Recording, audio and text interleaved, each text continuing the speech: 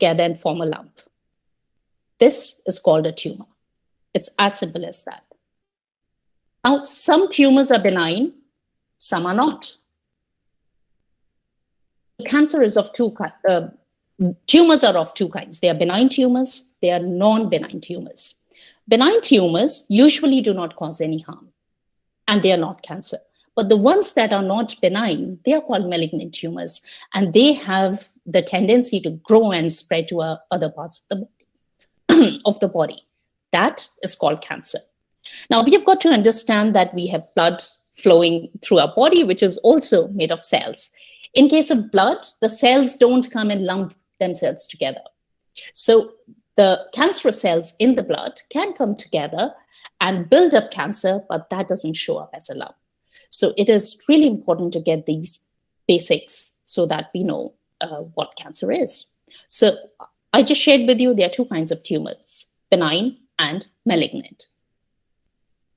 Next thing that we want to understand is that when somebody has cancer developing in their body, some of them feel unwell, whereas others don't.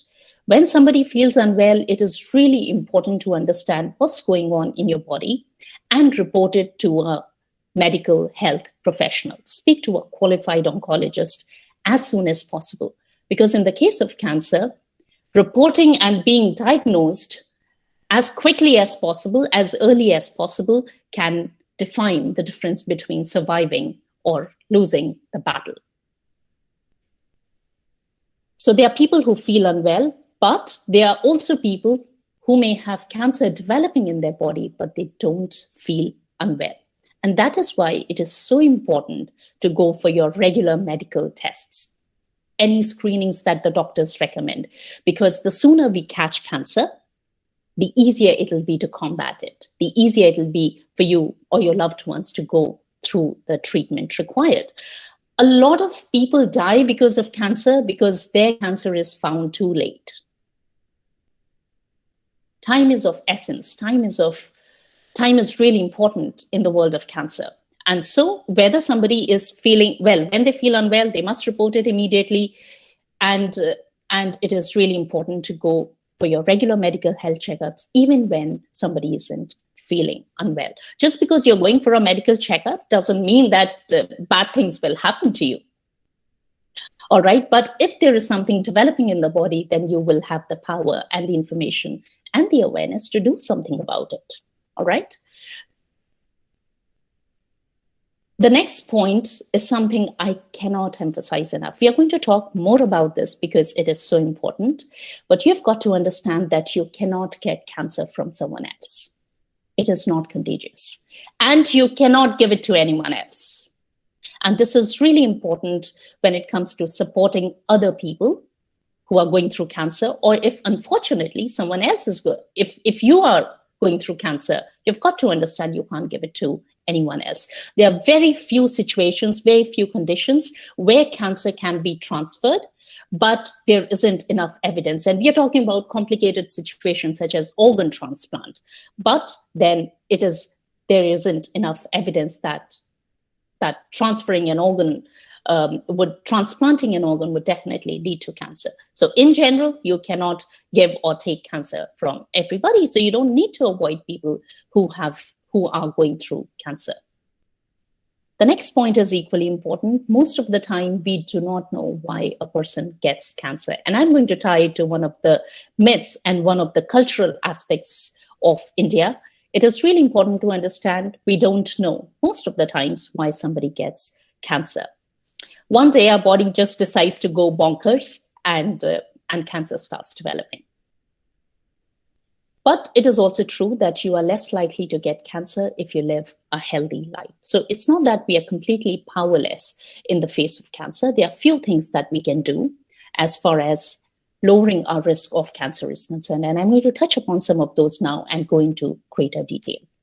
If we live healthily, so if we eat healthy, if we exercise, if we don't smoke, and if we only drink alcohol as per the permissible limit, as per the recommended limit, we substantially reduce our risk of cancer. So this is what is completely in your hands.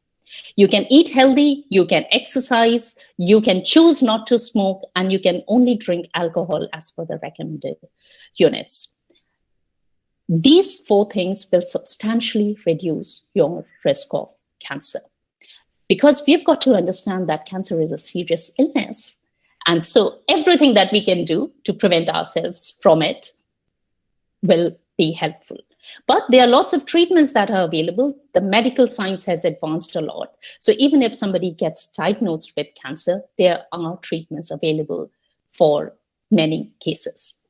And if you want to talk about cancer, if you want to know more, you should speak to your doctor or a nurse, somebody who's a qualified health professional. So that's a 20,000 feet overview that I wanted to give you of cancer. Did all of it make sense? Give me a thumbs up or nod your heads. Give me some feedback. That made sense? All right. Now let's look at some of the things that we discussed in detail. How do you recognize cancer symptoms? So where do you begin? That's the first question. It is really important for us to know our body. We have got to know what is normal for us. That's the first step. The second step is, if you have any ongoing symptoms for more than 3 weeks, you should definitely see a doctor and have that conversation. For example, a cough that doesn't go away for more than 3 weeks, that just persists. It is a very good idea to reach out to your doctor and mention it and discuss further what might be going on. It doesn't mean that everybody who has cough for more than 3 weeks gets cancer. That's not what I'm saying. But a lot of people who get cancer may be having that cough for more than 3 weeks. All right. So know your body, check out for ongoing symptoms. Look for unexplained symptoms. Is there something that is not normal for you? Maybe suddenly you start bleeding when you shouldn't be bleeding from a place where you shouldn't be bleeding from. Note that, because that is critical. And look for symptoms that are unusual for you. Maybe a mole changes. You have a mole on your face, somewhere on your body. That changes. Maybe there is a lump or a different kind of lump. Whatever is unusual for you, take a stock of that. Now, why is this so important? Because we have got to understand that there is no one symptom that defines cancer. There are more than 200 kinds of cancers in the world, and all of them look and feel different. Even if two people have exactly the similar diagnosis, how cancer will show up in their body and how they will respond to the treatment can be completely different. It's a very personal experience. And that is why the bottom line is, know what is normal for you, look for things that are not normal for you, and go and have that conversation with your doctors. At no point am I suggesting that we need to be hypochondriacs. We don't have to worry about cancer all the time because our immune system mostly fights it off. But a difficult conversation now is totally worth having, because a difficult conversation now is better than leaving things out and getting yourself into trouble later. All right. So the one thing that you've got to take away from this slide, from the key symptoms, is know what is normal for you. And if something new develops in your body, speak to a doctor. Got it? Okay. Let's understand the risk factors. Now, you would have heard of things like there are things that that increase the risk of cancer. So what are some of these risks? Now, again, we'll go back to very basics here. Again, there are more than 200 kinds of cancers. It's humanly not possible to talk about all the information in one go. But there are some basic parameters that we can learn. And the first thing is understanding everybody has a certain risk of developing cancer. I had cancer. Everybody here who's listening to this presentation, everybody in this world has a certain risk of developing cancer. That is really important, because we have got to understand cancer is not a brutal disease that happens only to other people or to bad people. It can happen to everyone. It happened to me. It can happen to you. I hope it never does, but that's a possibility. Because when we are open to that possibility, that's when we will take action. That's when we will notice what is normal for us. That's when we pick up something new in our body, we will go and have that conversation with our doctors. If we completely deny we are above cancer, we will never have that conversation. So getting that right here is really important. The second point I want to share with you is our genes, lifestyle, and environment can impact this risk. Again, a very important point, having some of these risk factors or all of these risk factors does not mean that you will get cancer. Likewise, absence of risk factors does not mean that you will not get cancer. I was somebody who had zero risk factors, and I'm going to show you what those risk factors are. I had literally zero risk factors, and still I got cancer, and a pretty aggressive one at that. There's research which corroborates that 1 in 3 cancers can be prevented through eating healthy food, keeping healthy weight, and being active. Guys, we have only one body. We have only one body. You can do anything in this world. You cannot have a substitute for your body. So it's important that we look after it, we love it, give it the care it needs. All right? So those are some of the risk factors. Made sense? Essentially, I want you to be open to the idea that cancer can happen to anyone, because if we have that awareness, then we will be open to taking the next step.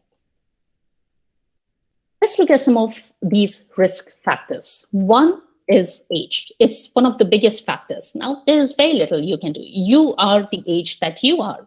But most of the cancers actually happen over 50 or 60 years of age. That doesn't mean that cancer doesn't happen in younger people. Children get cancers.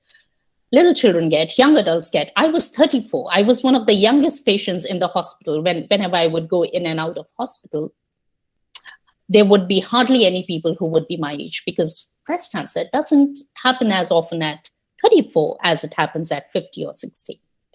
So I always hung out with older patients, but there is little that you can do about age. Family history. Now, you may have heard there are some people who have a lot of cancer in their family. If that's the case, a conversation with your doctor is definitely worth having. Just because a lot of people in your family have cancer doesn't mean that you will get it too, but just being aware and keeping your eyes open will be helpful. Smoking. This is really important. One thing that you can do to help yourself against cancer is to give up smoking. Plain and simple. And when I say smoking, I'm talking about active smoking, when you are the smoker, and I'm also talking about passive smoking, where you are inhaling smoke, which is coming off other people. So both active and passive smoking lead to increase the risk of cancer. Drinking, limit your drinking, find out what the recommended alcohol intake is and stick to it. If you drink too much, you just increase your risk of cancer. Sun. Our skin is the largest organ in our body. It's probably as big as 20 square feet. And therefore, it is important to keep our skin protected, because if we don't keep our skin protected, then we are exposing our biggest organ to cancer. So keeping, where possible, wearing full sleeves clothes, not getting burnt by sun is really important, especially in tropical weathers. So I'm not saying don't get your vitamin D, because that's really important. All I'm saying is use common sense, look after yourself, all right? Don't feed yourself to the forces of nature. And lack of exercise. This is again something that is completely under your control. People with inactive lifestyles tend to get cancer more frequently, and they have a lot higher chance of getting cancer. But going back to what I said before, you can have absence of all these risk factors and still get cancer. How do I know that? I was one of those people. I was young for somebody who got cancer. I have zero family history of cancer. I was the first person in whole of my family to get cancer. I have never smoked in life. I don't drink alcohol. I look after myself in the sun. I exercise regularly. I have always exercised. I have always been particular about my health. And yet I got cancer. All right. But these are some of the things you've got to understand about the risks and what you can do. Does that make sense? Yeah? Make sense? Okay. Now I would like us to move to the next point, and and that is myths about cancer. As I said right in the beginning, there's a lot of mumbo jumbo about cancer in the world. So just look for the right, authentic, credible information, because information, right information, is power. What are some of the myths that I want to talk to you about? The first one is cancer is a death sentence. It's a myth. Medical science has advanced greatly. Cancer is a complicated condition. There are a lot of people who would hear the word cancer and say, oh my God, this person is going to die now. That doesn't happen, not anymore. There are things that can be done. And if cancer is especially caught up in the early stages, the chance of survival and having a life beyond cancer is possible. So cancer is a word, it's a medical condition, it's not a death sentence. That's one of the things I would like you to understand. Now, the second point that I have included here is especially pertinent to our Indian culture. You have got cancer meant that you must have really screwed up your karma. Your karma must have been screwed up. That's not right. Having cancer doesn't mean that you have bad karma. It's really important to understand it, because when we believe that cancer happens because of bad karma, we approach it from a completely different angle. We judge people who are going through it.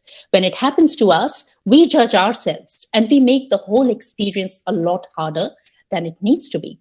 We don't seek the help that we want because we are so afraid of that judgment. We don't confide in people. We don't get support from family and friends.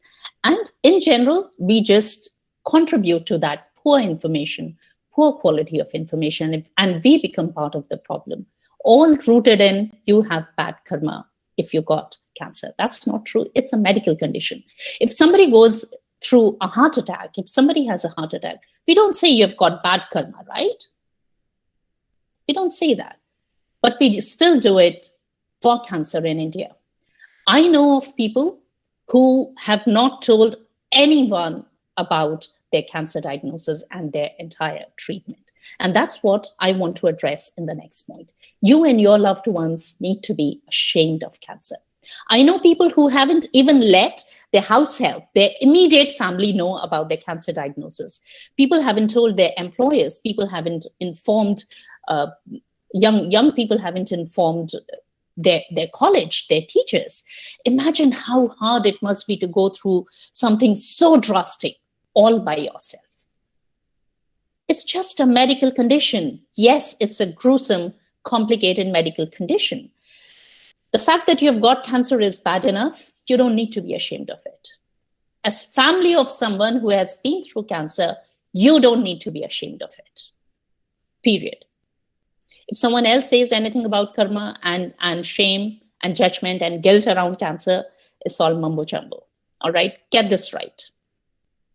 Again, next point, we discussed this before. Cancer is contagious. You cannot give cancer to anyone. If you have cancer,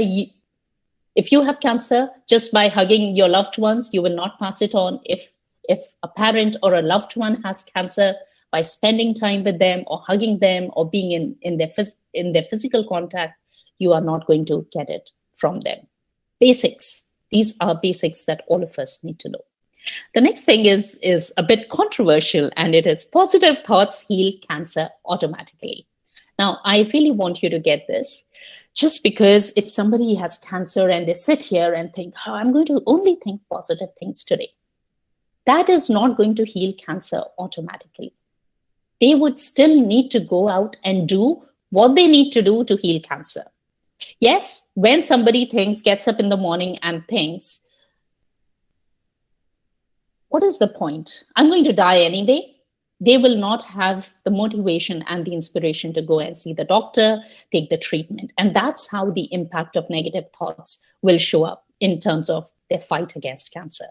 Whereas on the contrary, if somebody gets up and thinks, well, the medical treatment has improved, I have a chance against cancer. I'm going to give it a go. That positive thought will give them the motivation to go and do what they need to do to get through cancer. So the positive thoughts by themselves will not heal cancer. It's really important to understand this. Because again, what will heal cancer is what needs to be done to combat cancer.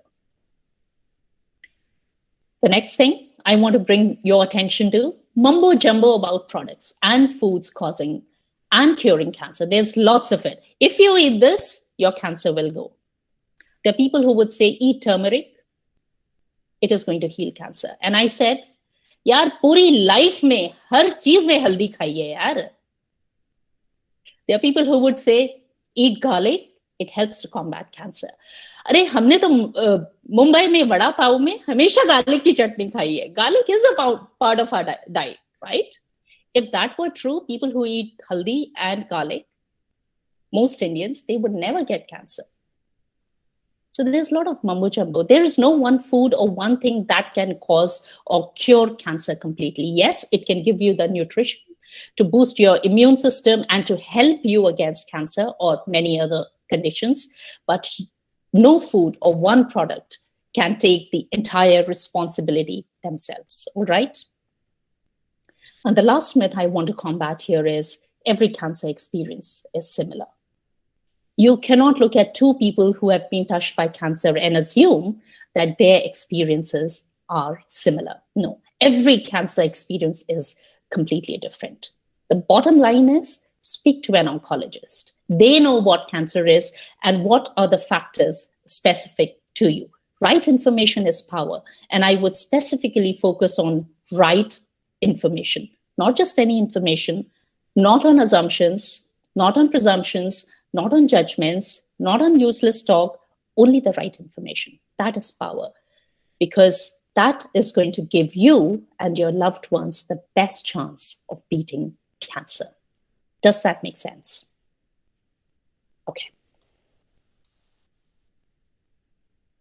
When I was diagnosed with cancer more than 9 years ago, there was research said that 1 in 3 people would get cancer at some point in their life.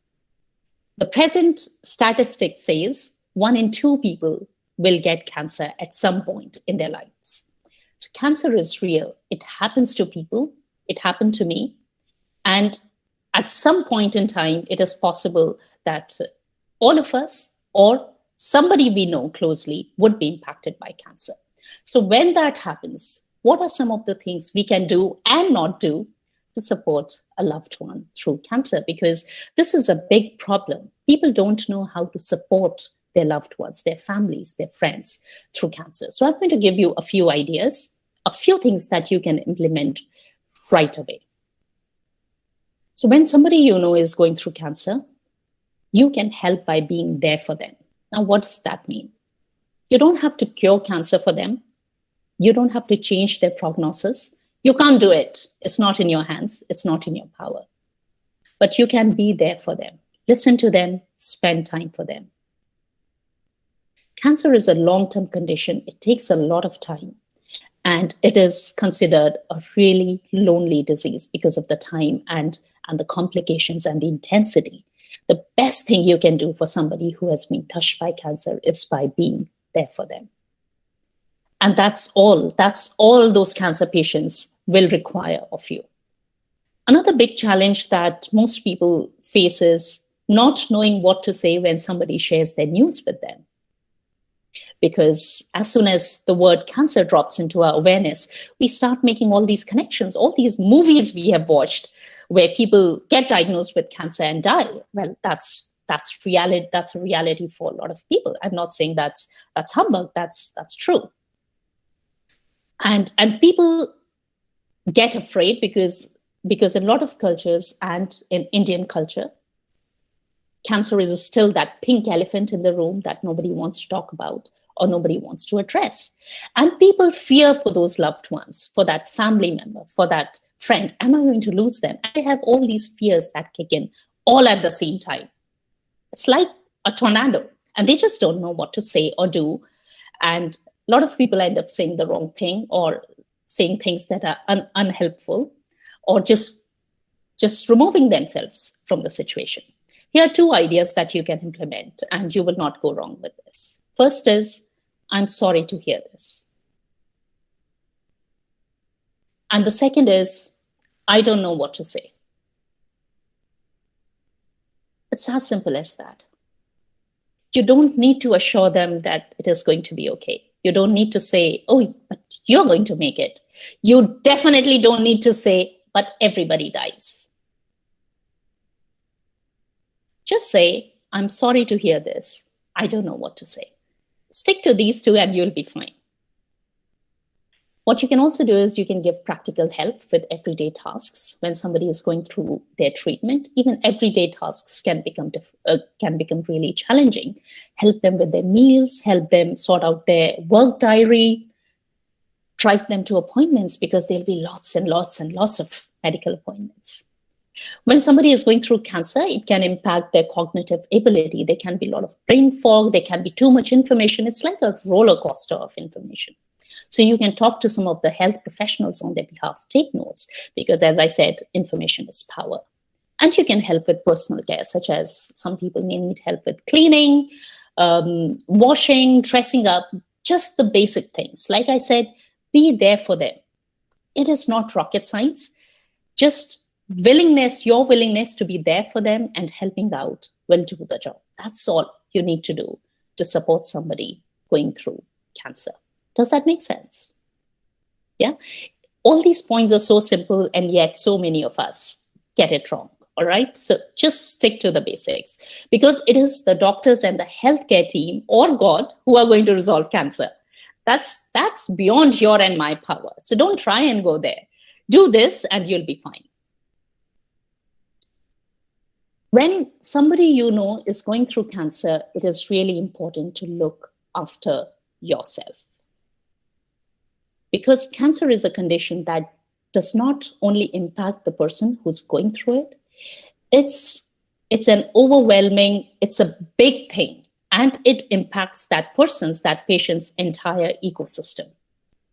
So if you are that person who's part of a cancer patient's ecosystem, you have got to look after yourself. Most people ignore this, they get themselves into trouble. Let me explain the concept.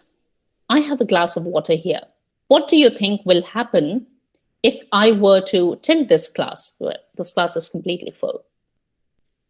Anyone who wants to unmute themselves and respond, if I were to tilt this glass, what will happen?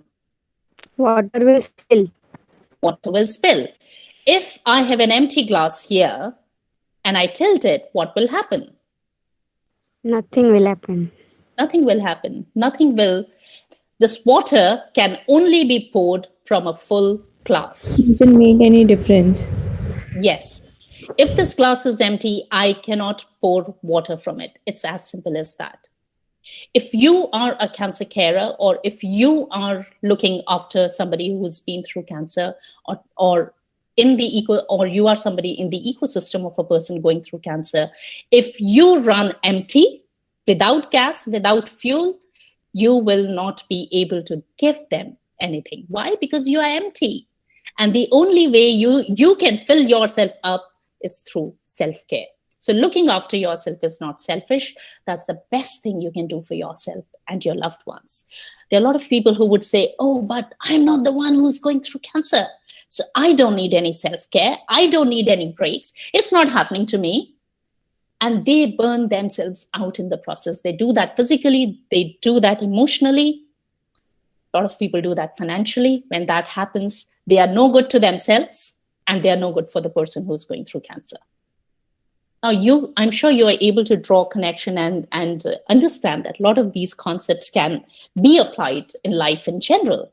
But when we are going through an intense experience like cancer, if you run out of fuel, you will not be able to do anything for them.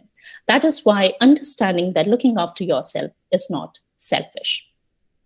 As somebody who is going through cancer, looking after themselves has to be their first priority, because they've got to give themselves the best chance to beat cancer. That's the best thing they can do for themselves and their family. When I was going through cancer, I did everything I could do, conventional medicine as well as outside conventional medicine, to give myself the best chance of going through cancer, of facing cancer, surviving cancer, and then living beyond cancer. Because that was the best thing I could do for myself and for my loved ones. Because all they wanted was for me to be here, and in the next step, to be well. So by looking after myself, I looked after everyone else. Get that right. Looking after yourself is not selfish. I cannot emphasize that enough. Few ways in which you can do is take breaks, make time for yourself, talk to someone. Cancer is intense. It is all encompassing. Talk to family, talk to friends, get professional help. There is a lot of help available. Get professional help. As a student, if you are in an ecosystem where cancer is, tell your college or school about it. I'm not saying you stand on the rooftop and scream, hey, somebody in my family is going through cancer. No, but confide in people who will be able to support you. Remember, people can't help you if you don't ask for help or if you don't let them help you. We cannot read minds. I mean, I would love to do that. I would love to read minds of everyone who's present here, but I just don't have that power. But what I can do is I can tell you, this is what I want. While I'm explaining something, I can say, oh, give me some feedback. Did that make sense? And you can give me that feedback. I cannot read it for myself, whatever is going on. All right? Ask for help. Let people help you. You don't have to do this alone. It is possible that some people who watch this presentation are working people. So talk to your employers about it. Because when something as intense as cancer is going on, you will do yourself a favor by getting all the help that you need. All right? So make it easy for yourself. Don't make it hard for yourself. It's hard enough. Let's not make it any harder. All right? So always remember, don't run empty. Always fill yourself up. Look after yourself. It's not selfish. That's the best thing you can do for yourself and for your loved ones. Make time for breaks. Get help. Talk to people. All right? Did that make sense? Okay. I also want to share with you some useful resources for patients and carers because, as I said, there's a lot of false information and what we need is the right information. Macmillan Cancer Support and Cancer Research UK, they are the two biggest cancer charities in the UK. And they are amazing sources of information. Everything that's published on their website is authentic. It is supported by science. It is supported by data, not just anecdotal evidence. There are lots of live stories of people who have been through cancer. If there is any information you need for somebody about cancer, Macmillan and Cancer Research UK are amazing sources to go through. Now, there are three sources I would want to mention within India. These are the people who support people going through cancer.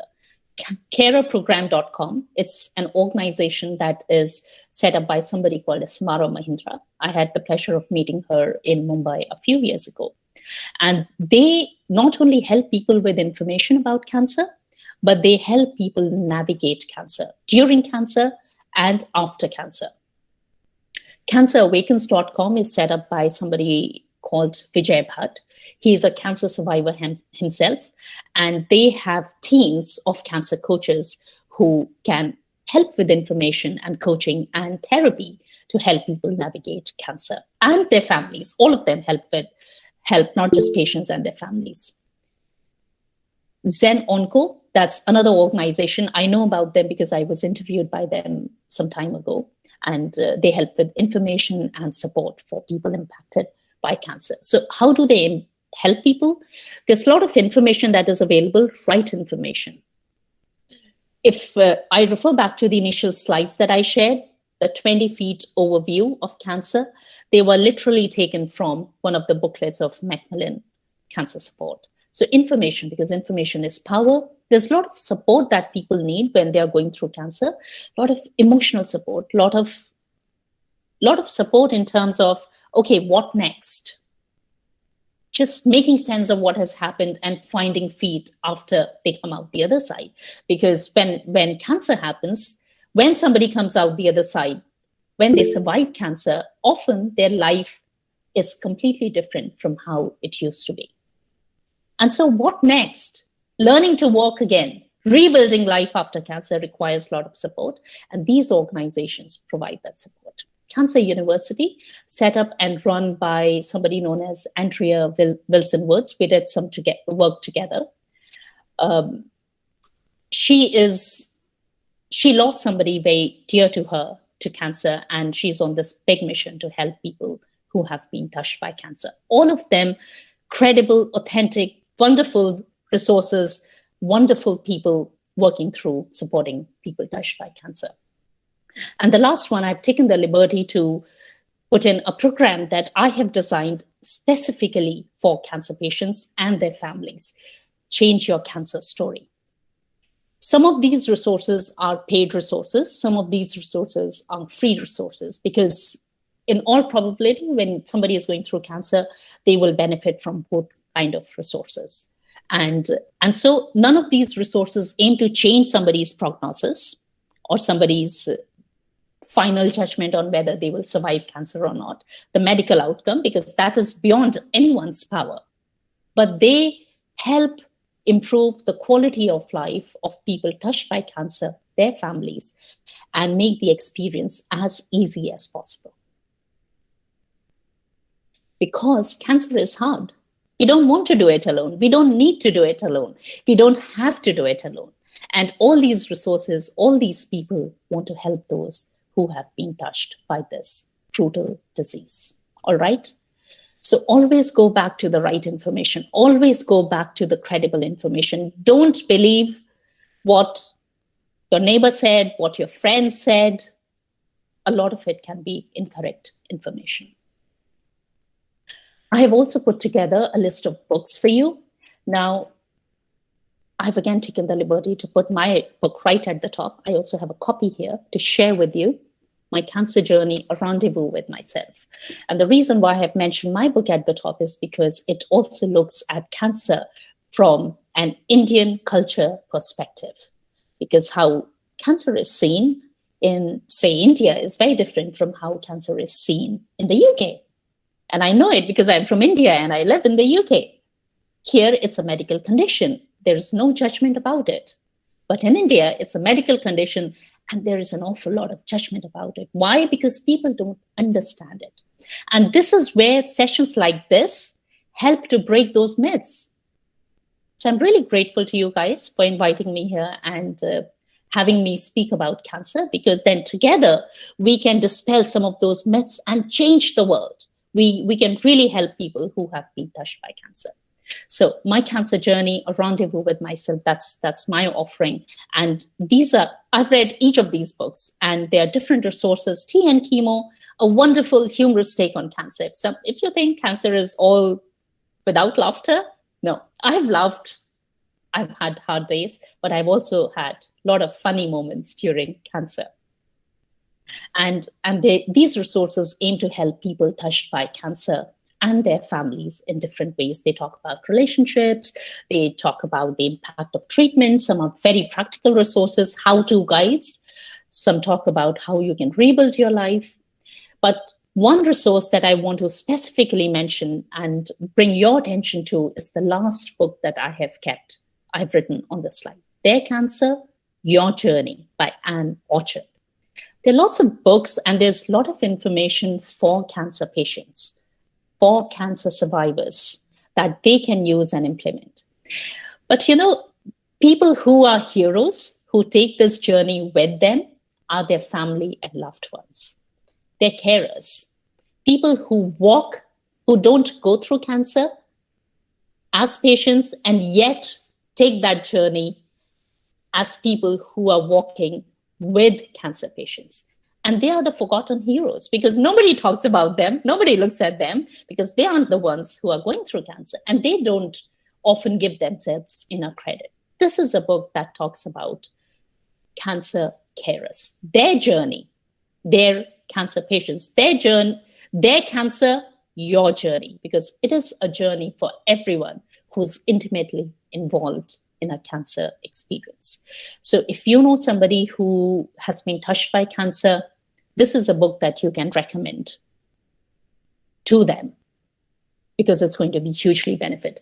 My book aims to build awareness about cancer, to challenge the stigma that exists in the world, in India and and few other countries. And my book aims to give hope to people who have been touched by cancer. Yes, there is a chapter about how you can support people who have been through cancer, but this book is only for cancer carers. Why? Again, because cancer is hard and you don't need to do it alone. Does that help? Okay. So this is what I want to, this is the next thing I want to share with you. Going through cancer was like a crash course in doing life. There were lots of lessons I learned, and there are probably hundreds of lessons I could share with you. But today I'm going to share with you 5 key lessons that I learned from cancer experience and see how you can implement them. My invitation is just listen to me with an open mind and see how you can implement some of these lessons in your life. Because if you can learn something without going through a certain hardship, well, voila, wonderful. So what's the first lesson I want to share with you? I touched upon it right in the beginning. All we have is today. Make the most of it. Tomorrow isn't guaranteed to anyone. It's not guaranteed to you. It's not guaranteed to me. We know it, but we don't really practice it. So all you young people who are listening to me, who are spending their 1.5 hours with me today, that person you like in the college and want to propose and ask them out, go and do it today. Tomorrow isn't guaranteed. It isn't guaranteed to anyone. That career you want to pursue, start working towards it today. Why? Because that's all we have available to us. Make the most of it. That relationship you want to improve, that sorry you want to say to somebody you have wronged, do that today. Don't leave it for tomorrow, because today is all you have.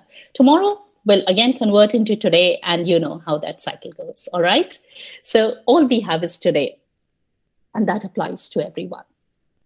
And all of you are so young. If you can start implementing some of these lessons now, you are going to improve the quality of the life that you will live. So that's the first lesson. Lesson 2, actually, there are 2 lessons here, but they go together. So I decided to put them on the same slide. The second big lesson that I learned out of cancer was choosing love over fear. Choosing love over fear. When we make a decision in life, we can either be driven out of love or we can be driven out of fear. So when you choose a career, let me take a career-based example. When you choose a certain career, you can either choose it. If I don't choose this career, I will not get a job. How am I going to support myself? Or you can come from a place of, this is what I love doing, and that is why I'm going to do it. There's going to be a difference in the kind of decisions you make when you are pulled by love or when you are driven by fear. The good news is you have the choice to choose love over fear every single day. And you don't do that once. You do that millions of times in a day. Every time you want to reach out to somebody and think, oh, but what are they going to think? Should I really do it? Choose love over fear. Choose love over fear. When you may want to make a decision about your career, see what is driving you. But then the question is, if it is so simple, why do people not do it? I'm sure there are times you have been driven by fear. I've been driven by fear. Why do people not do it? Because they don't want to choose risk. What if I go and ask that girl out? What if she turns me down? I'm going to look like a stupid person. Fear of rejection, fear of judgment. They don't want to risk that. What if I pursue a particular career and I don't get a good job? Risk. There's plenty of research available that shows that people's quality of life is what, let me reframe that. There's a lot of research that shows that people regret not doing things that they wanted to do and not things that they did and things that they did but didn't happen how they wanted. So not doing things is what is going to lead to regret. It may feel risky for us to go and do a certain thing, make a certain decision, but it's really important that we do it, and we do it from a place of love and not fear. Does that make sense? Yeah? Okay. Lesson number 3, you have the power to make a difference. It's as simple as that. You have the power to make a difference. Each one of us does. Own it. Every one of us has that power. Not everyone owns it. When we start owning that we have the power to make a difference, we start taking decisions and making choices that help us make that difference. When we believe, what is it that I can do as one sole person, we will never have the courage or the inspiration to really go out, put ourselves out there and try and make a difference. Let me give you some evidence of how each one of us has the power to make a difference. This is some evidence from my life. This is what Nikita spoke about in the introduction when she kindly introduced me so eloquently to the audience today. That's me speaking at the House of Laws for a cancer charity. This is me participating in a photo shoot for Macmillan Cancer Support, because all the information that goes out is based on real people and real stories. This is me speaking to a group of entrepreneurs, and this organization is actually called Fuck Up Nights, because we all make mistakes, and this is me speaking as an entrepreneur, as a business owner, as a coach. These are the 5 books where I have contributed, including my own cancer memoir, and a 6th book is going to be added to it soon. This is me participating as a mentor, as a coach, and coaching women from across the world. This is a thank you message from Macmillan Cancer Support saying thank you because I shared my story with them. I've done it on different platforms. I've shared my story across several countries in this world. I can definitely think of the UK, many countries in Europe, US, Singapore, India, I've definitely done in these places. I've spoken. And obviously through my speaking and writing work, I'm able to help a lot more people. I've lost track of how many podcasts and guest expert sessions I have been on. So I go and speak about the work that I do, the coaching I do, and I help people with cancer. And this is me speaking at a place called as the Inner Temple, and we were raising funds for a cancer support center based in London. And I'm very happy to share with you that on that evening, we raised more than 50,000 pounds. That is more than 50 lakh Indian rupees. That's what one person can do with the help of everyone else. And that power is in each one of us. I am no more special than any one of you here. I'm as simple as you are, and I'm as special as you are. The only thing is I own that power. I own that skill I have, and I go ahead and I utilize it to help myself and to help the people in this world. That's all there is. If you can own that power that is within you and start acting accordingly, you will make a difference in this world. Because I'm sure as youngsters sitting here, many of you have this dream, this vision of making a change in this world. And that change starts right now. You've got to own that. Does that make sense? Yeah? Okay. Lesson number 4. You may not be able to control what happens to you, but you can choose how you respond to it. Life happens. Life is going to happen to all of us. And when that happens, we can either succumb to it or we can choose how we will respond to it. That choice is your power. I would go ahead and say that choice is your superpower. So use it. Life can happen. When cancer happened to me, I could have just given in. But I said, I'm going to stand in here. I'm going to hang in here and throw everything back at it. And then we'll see what happens. I played my role, and you can play your role when life happens to you. Cancer or no cancer. And here is the final message I want to share with all of you. Live fully, meaningfully, and joyfully. We have got one life. Well, one life at a time. Make the most of it. Live fully, meaningfully, joyfully. There are so many people who are dead while they are still alive and breathing. Don't be one of those people. Do you know these people, when you ask them, "Kaise ho yaar?" they would respond with, "Chal raha hai." Kat rahi hai life. When I was your age and when I was in college, we had a different phrase that was really popular in college. And that used to be, "Fight maar rahe hain yaar." लड़की को propose किया, fight मार रहे हैं. GRE की preparation कैसी चल रही है यार, फाइट मार रहे हैं. कैंपस में अप्लाई किया, कैंपस प्लेसमेंट के लिए, फाइट मार रहे हैं. माँ बाप को मना किया, उनकी पसंद से शादी नहीं करनी है, फाइट मार रहे हैं. फाइट मार रहे हैं. Lot of these people are dead while they are still breathing. We just bury or cremate them many years later, 50 years, 60 years, whatever their time span here is. Let's not be one of those people. Because the truth is, where there is life, death is going to happen. Every living being that is on this planet is going to meet its end eventually. हर प्राणी, हर पशु, हर पक्षी, हर पेड़, हर पौधा, अगर उसने जन्म लिया है, उसका अंत तो होगा ही. जहां आरंभ है वहां पूर्ण विराम है, जहां शुरुआत है वहां अंत है, जहां आदि है वहां अंत है. That's the truth of life. वो शाश्वत सत्य है. Life is limited.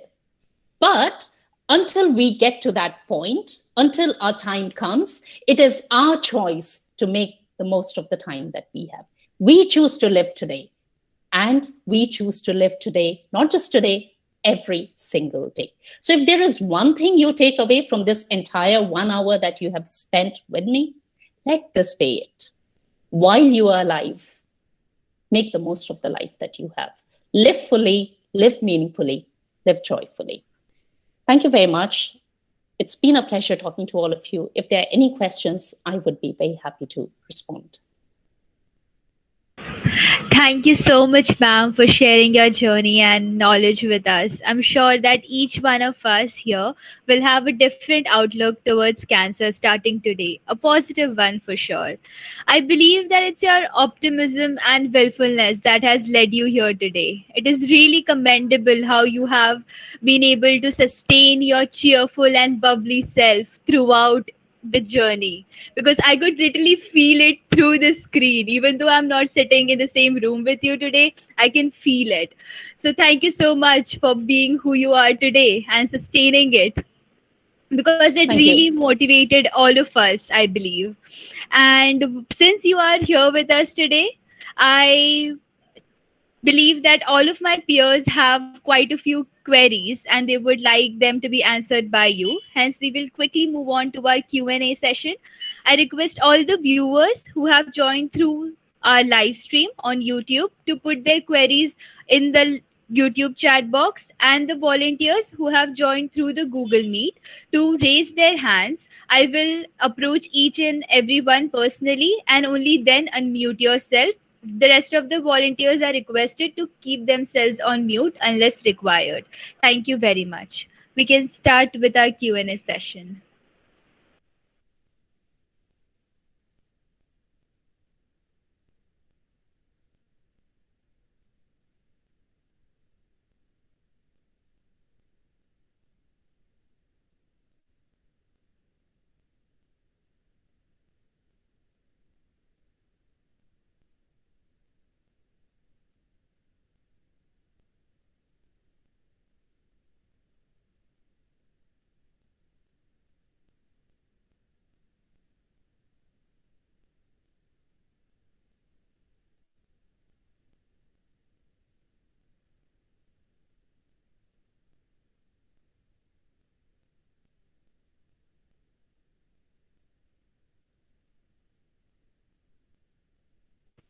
Ma'am, we have a question from Rajat Singh, who is a viewer in our YouTube live stream.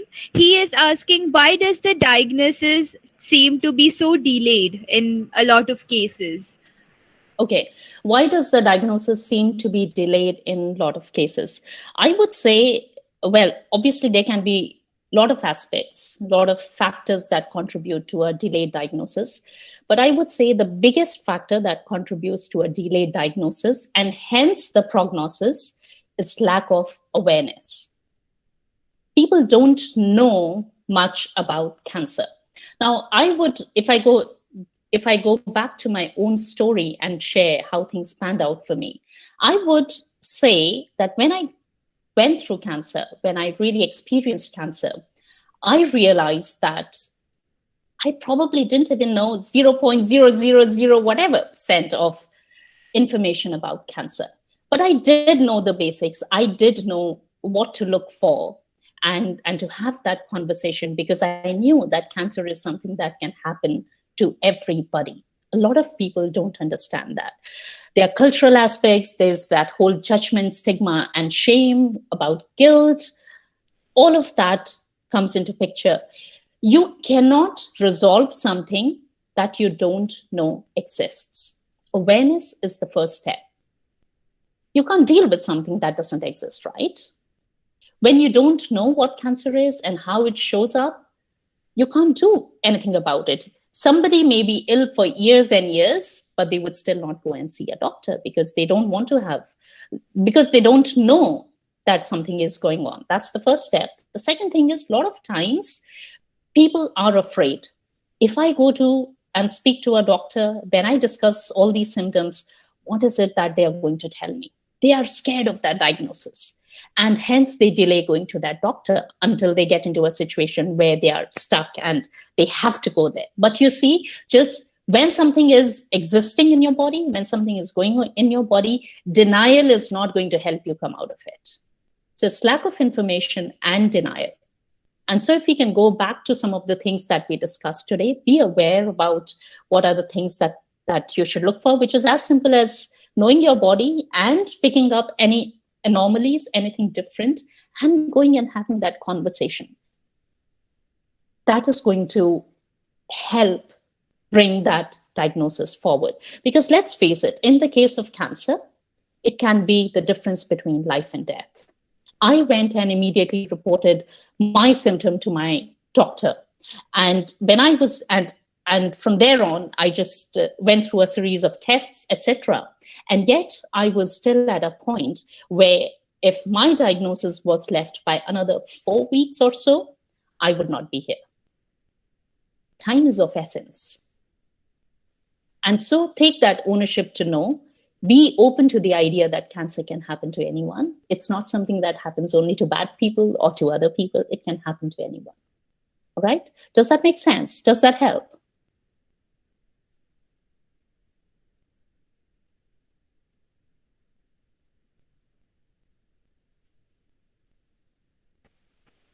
If there are any other volunteers who would like to ask their questions, they are free to do so.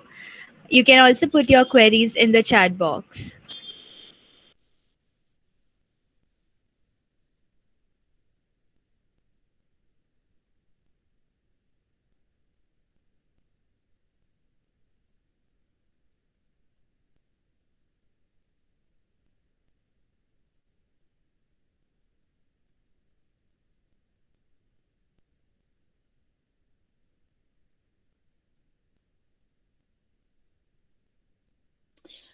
Okay, we have a question here. Do you think that cancer is a more commonly heard term now because of the lifestyle changes, or because it's only now that people are getting checked and diagnosis? I would say both. The incidence of cancer is increasing, but with the advancement in medical science, so is the rate of survival. That's one aspect of it. Yes, cancer is increasing because of the world that we live in. But it is also true that we are talking more about cancer. We are doing sessions like this to build awareness about cancer. When somebody goes through cancer, people write about it. How I wrote a book, people speak about it. And then people go and get themselves checked. They get diagnosed in time. There used to be a time when as soon as somebody would be told that they have cancer, it definitely meant a death sentence.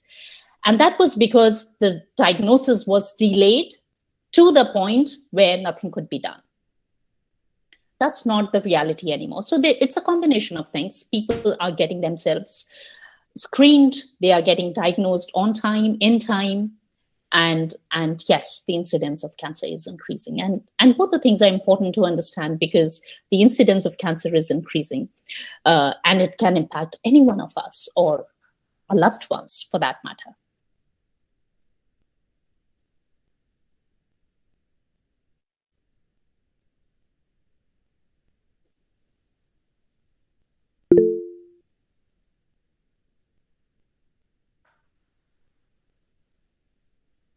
Yes, Ria, you can go ahead with your question.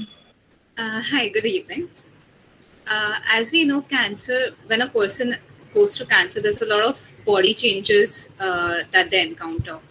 So, for you personally, since you went through breast cancer, for you personally, what was the physical change in your body that was the most difficult to deal with, or which posed the biggest challenge for you in your day-to-day life?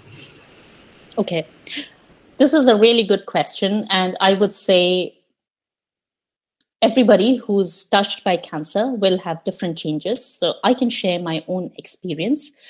There are also different kinds of cancers. So what is my experience may not be anyone else's experience. And what is my experience may not be the experience of anyone else going through breast cancer. So most people understand cancer and they identify cancer with the loss of hair. I also had complete loss of hair, and I just went bald for 6 months. I went everywhere with a bald head, and I showed a picture of it right in the beginning. That was me while going through cancer. I just went bald. So that was one of the big changes.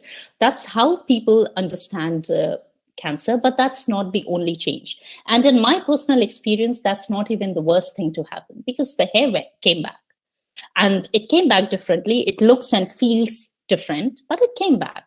But there are lots of other changes that the body will go through, and these changes, specifics can be different, but most people go through massive fatigue.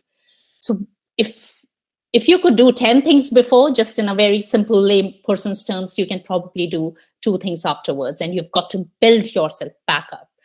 There can be physical changes in terms of when somebody goes through breast cancer, they may have a part of their breast removed, or they may have full breast removed. And so there will be all those questions about body confidence and self-esteem that people will need to cope. And depending on the kind of cancer people go through, they can have parts or the whole of that organ removed. I went through removal of part of my breast. So obviously that changed the body that I was used to seeing myself in. When I went through cancer, I was no longer the girl with gorgeous hair, because I lost them all. And the new hair was very different from how my earlier hair was. My pre-cancer hair was. I was no longer the girl with gorgeous boobs, because that's how I was used to seeing myself. And it had a certain sense of identity, the hair and the breasts.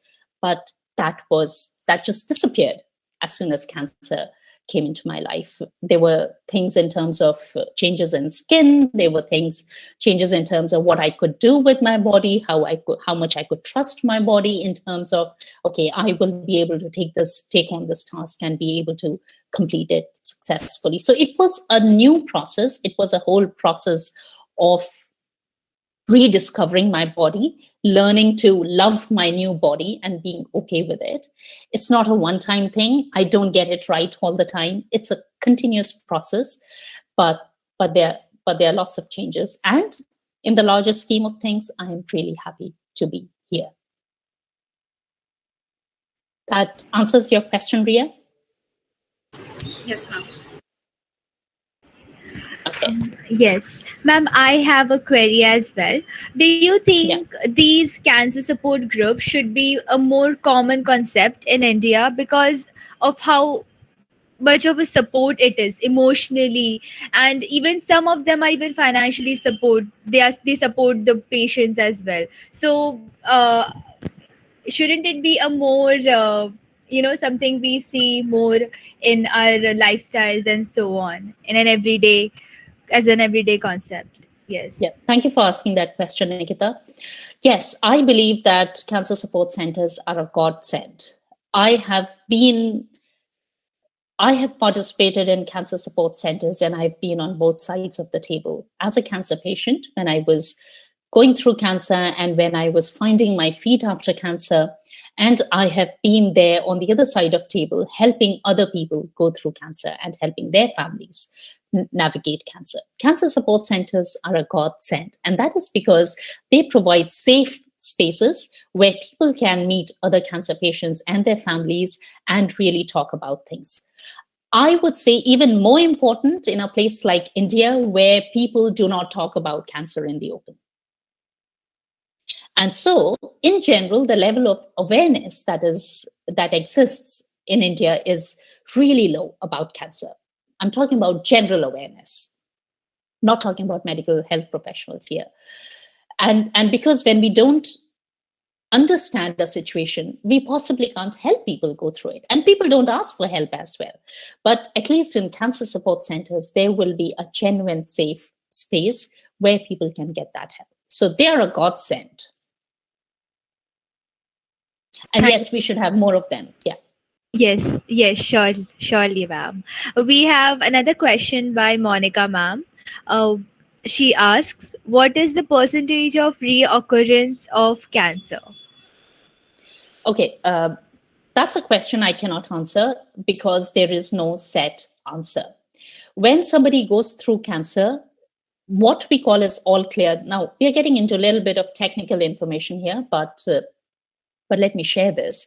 When somebody goes through cancer and survives, you may have heard of the expression all clear. They've got an all clear. In the world of cancer, there is no official all clear. It only means cancer isn't found in the body at the time of examination. It is no evidence of disease. For some people, it comes back, and it can come back in the same place, or it can come back in any other part of the body. For some people, it never comes back. There is no statistic that can respond to this question because, as I said, well, there are more than 200 types of cancers to start with. But yes, there is statistics in terms of how many years a typical cancer patient with a typical diagnosis would survive. So, for example, somebody with breast cancer, what are the chances they would survive for 5 years or 10 years? Those kind of statistics are there, but we don't really know. I wish I could say the answer is 0, but the answer is not 0. That's just the unfortunate part of it. Oh, let me add one more thing. And because there is a possibility that cancer can come back, either in the same part or different part of the body, it is important that we continue doing all of the things that we discussed to minimize our risk of cancer. Eating healthy, exercising, looking after ourselves in terms of not smoking and not drinking too much alcohol, and protecting ourselves from environments that are going to increase the risk of cancer.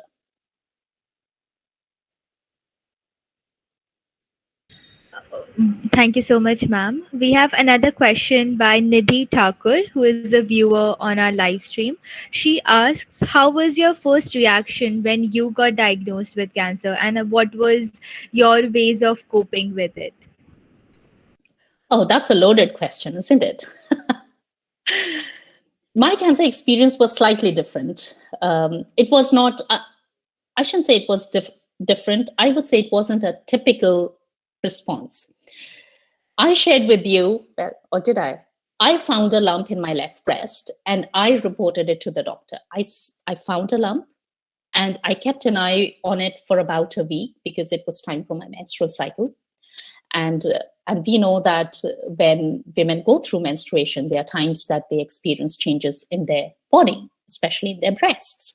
So I kept an eye on that lump for a week, but I realized that it wasn't the usual thing that existed in my body.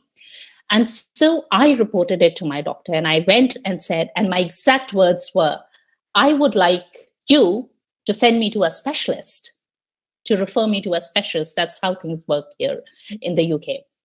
Because if it is not cancer, if it is not malignant, well, that's what I want to hear. But if it is cancer, I want to know it as soon as possible and do what I need to do. And I was able to do it because I understood that cancer is a medical condition I knew that it was an unusual symptom in my body. I didn't know about cancer as such because I come from India. I had never met a cancer patient in my life, personally. Not because there aren't any cancer patients, but because they are hidden away. Those conversations never come out. They never come out in the open. And so I reported it to myself, and then I was sent to a specialist, to an amazing doctor who went on to become my breast consultant. And he was such an amazing doctor that when he physically examined me, he knew that it was cancer. And I was only there for a physical examination, and that 15 minutes appointment actually turned into a chain of appointments. So I went through a mammogram, I went through an ultrasound, I went through a biopsy, and the entire process and took more than, well, it was a 3 hours, 35 minutes process instead of a 15-minute process. I didn't need the brains of a genius to understand that something wrong was going on, because health professionals were coming in and they were staring at the screen and something's going on. And when we finished, when I dressed up, I said, look, guys, you've got to tell me something. What's going on? Come on, just say it. I live in the UK, and doctors will not say anything unless sure, because it can cause a lot of emotional trauma and they can be sued for real. People can take doctors to the court. But even without the cancer diagnosis and official cancer diagnosis, I was told on that very day that when you come back next Monday, it was a Monday that I'm talking about, 10th of September 2012, when you come back next week for your results, please expect to find cancer. So even without a cancer diagnosis, and I knew that the doctors wouldn't dare say that unless and until they knew it for sure. So I knew it that day that I had cancer. And so when I received the news, I was actually exhausted after going through all the tests and waiting, and everything was going on. I was constantly in tests and being examined. And I think it was a major shock for my family because my appointment was at 9 o'clock and I finished by 12:35, and my husband was trying to reach me and saying, oh, where have you been? I've not been able to get hold of you. And I said, I'm still in the hospital. Real conversation between me and my husband. I'm still in the hospital. And he said, you should have been out of that hospital more than 3 hours ago. What's going on? And I said, doctors think it is cancer. Pin drop silence. What? Yes, the doctors think it is cancer. And then as a family, we shared the information with my brother, who I'm really close to, and 3 of us went into information finding mode. Let's find out about cancer. And we did what most people do. We went to Google and looked for information. One thing I tell people not to do after the experience. In 4 days, we read so many horrid stories about cancer, and we gleaned so much information, and we had no idea what was authentic, what was inauthentic, what was true, because there weren't many success stories of cancer. Everything was morbid. Everything was, I lost somebody to cancer, or this happened because of cancer. 4 days in, we stopped reading on Google. So this is one of the things I would recommend.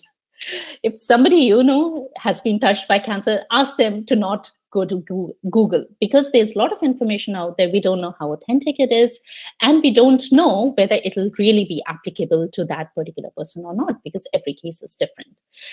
But that said, when we decided not to read anymore, we were open to the idea that now life is going to change. We knew that.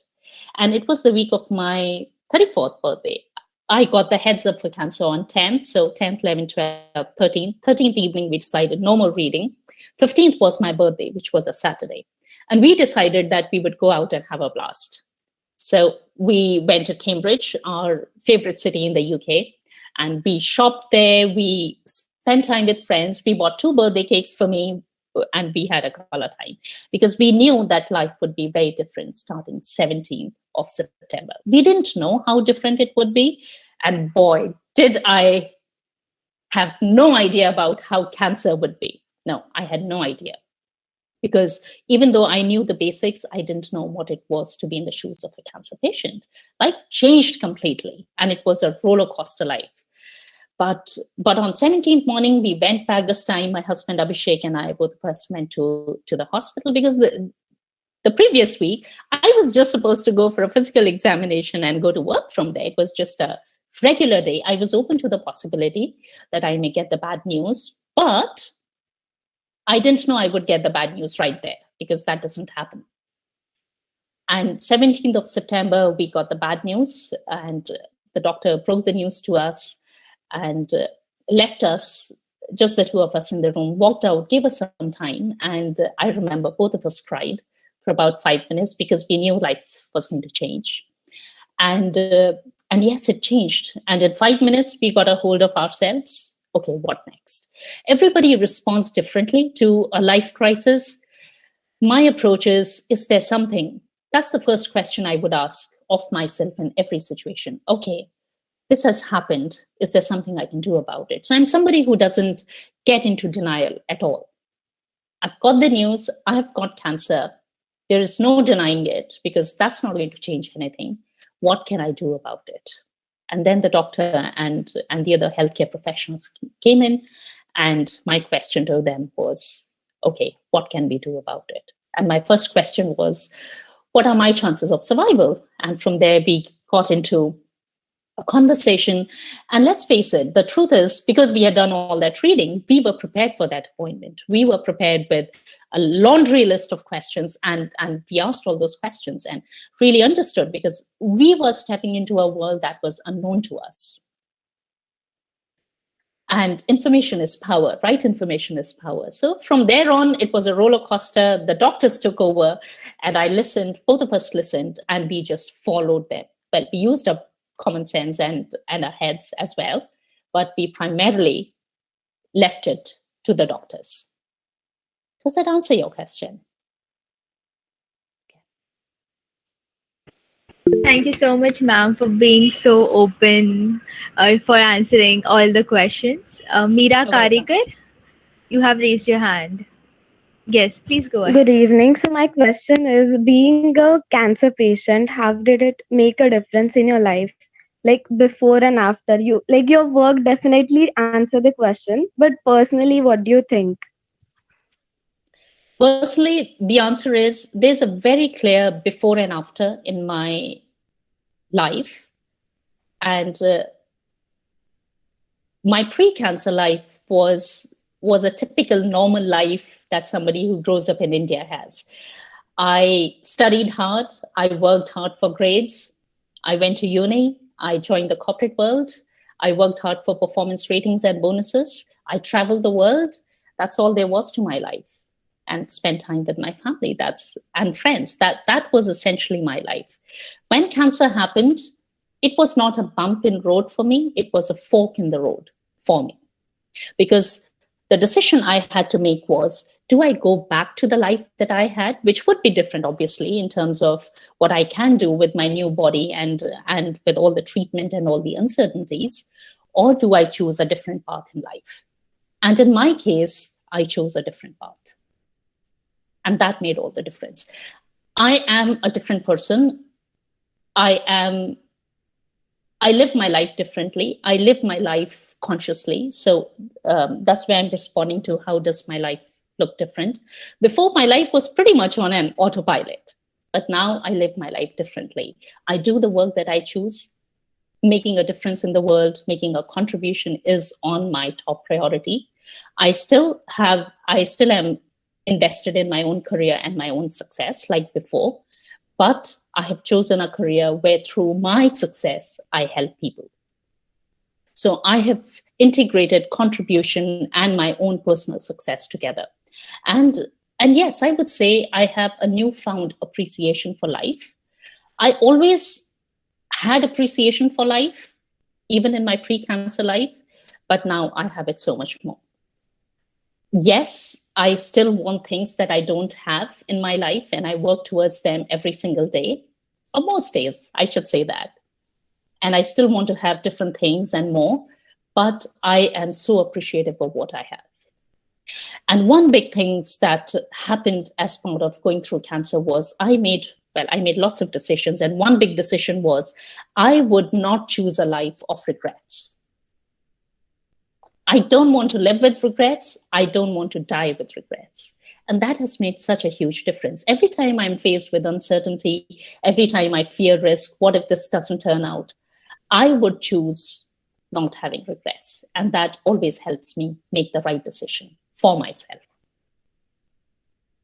So, yeah, life has changed completely. Thank you so much, ma'am. Now we can go ahead with our session. I would like to call upon my co-volunteer Sumit Raheja to please proceed with the vote of thanks.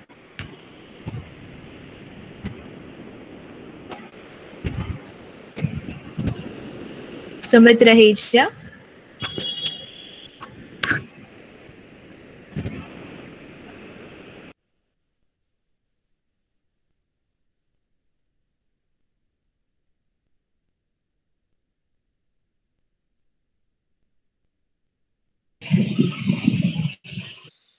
Hello.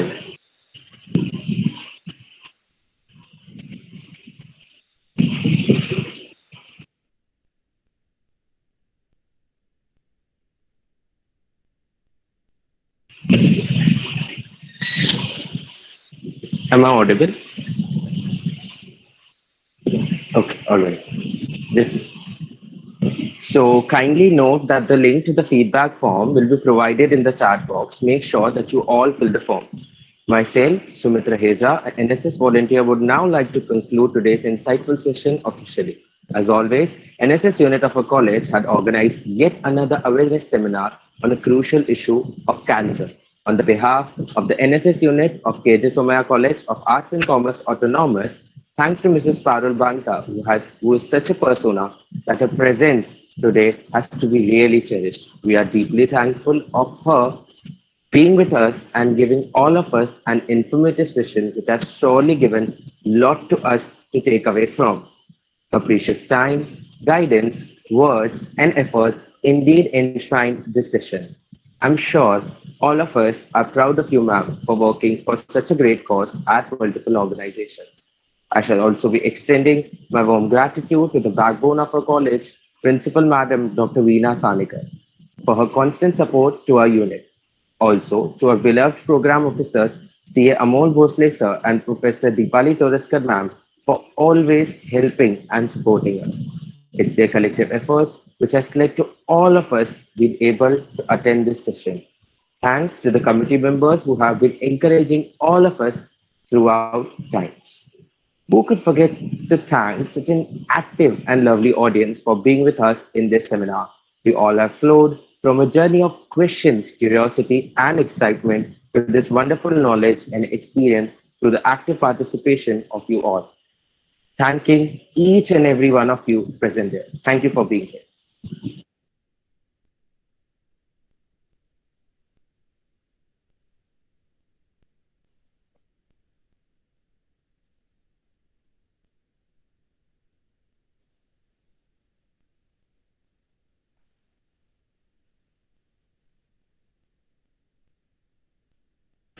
Sorry. Thank you so much, Sumit, for that lovely vote of thanks. I request all the volunteers to please fill in the feedback form, which is provided to you in the chat box as well as the chat box in the YouTube live stream.